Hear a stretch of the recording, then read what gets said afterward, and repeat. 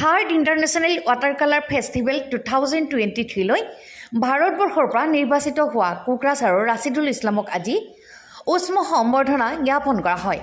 প্ৰকাশ যে চলিত বৰ্ষৰ 2 ডিচেম্বৰৰ পৰা 6 ডিচেম্বৰলৈ চুবুৰীয়া ৰাষ্ট্ৰ নেপালৰ কাঠমাণ্ডুত উক্ত ফেষ্টিভেল অনুষ্ঠিত হ'ব। অতি দৰিদ্ৰ পৰিয়ালৰ সন্তান ৰছিদুলে যাতে দেশলৈ সুনাম কঢ়িয়াই আনিব পাৰে তাৰ বাবে সৰ্বস্তৰৰ লোকৰ সহায় সহযোগিতা আৰু আশীৰ্বাদ কামনা কৰিছে ABMCৰ কোকৰাঝাৰ জিলা সমিতিয়ে।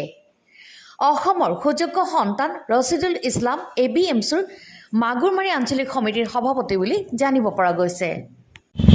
সঁচাকৈ আজি আমাৰ কাৰণে অতিকৈ গৌৰৱৰ কথা, অতিকৈ আমাৰ আনন্দৰ কথা যে আমাৰ কোকৰাঝাৰ জিলাৰে এজন অতিকৈ দৰিদ্ৰ শ্ৰেণীৰ লোকৰ সন্তান ৰছিদুল ইছলাম, তেখেতে আমাৰ মাগুৰমাৰী আঞ্চলিক ABMCৰ সভাপতিও হয়। তেখেতে আমাৰ কোকৰাঝাৰ জিলাৰ পৰা প্ৰথমবাৰৰ কাৰণে থাৰ্ড ইণ্টাৰনেশ্যনেল ৱাটাৰ কালাৰ ফেষ্টিভেলটো আমাৰ চুবুৰীয়া ৰাষ্ট্ৰ নেপালৰ কাঠমাণ্ডুত হ'ব গৈ আছে আগন্তুক ডিচেম্বৰ মাহৰ 2 তাৰিখৰ পৰা 6 তাৰিখলৈ। তাতে তেখেতে ভাৰতবৰ্ষৰ হৈ নিৰ্বাচিত হৈছে।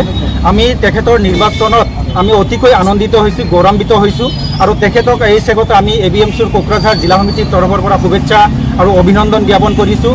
লগতে অতিকৈ তেখেতে দৰিদ্ৰ শ্ৰেণীৰ সন্তান, তেখেতক যাতে সৰ্বস্তৰৰ ৰাইজে সহায় সহযোগিতা আৰু আশীৰ্বাদ আগবঢ়ায় তাৰ কাৰণে আমি ABMC পৰিয়ালৰ ফালৰ পৰা সৰ্বস্তৰৰ ৰাইজৰ প্ৰতি আহ্বান জনাইছোঁ, অনুৰোধ জনাইছোঁ আৰু তেখেতে যাতে ভাৰতবৰ্ষৰ হৈ প্ৰতিনিধিত্ব কৰি তেখেতে ভাৰতবৰ্ষলৈ গৌৰৱ কঢ়িয়াই আনিব পাৰে তাৰ কাৰণে আমি সকলো ৰাইজৰ প্ৰতি দুৱা বিচাৰিছোঁ।